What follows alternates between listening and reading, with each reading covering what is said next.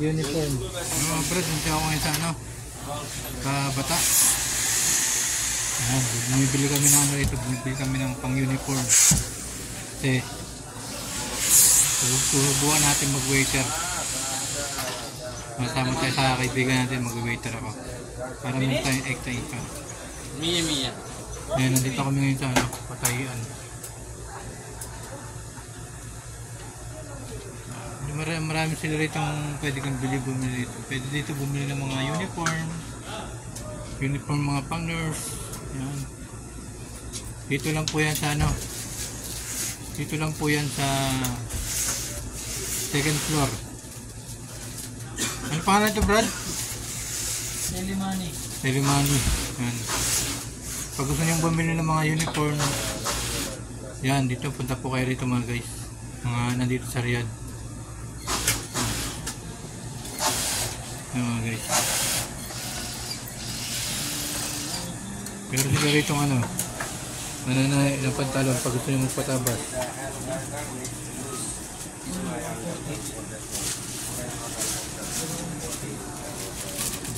Hey, hi brother. Hi. You invite all Philippines here. OFW. Maganda. Now, kabayan. You invite the OFW coming here.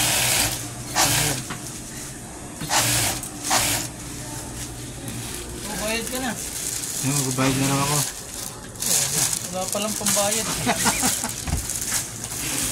Wala pang bayad doon.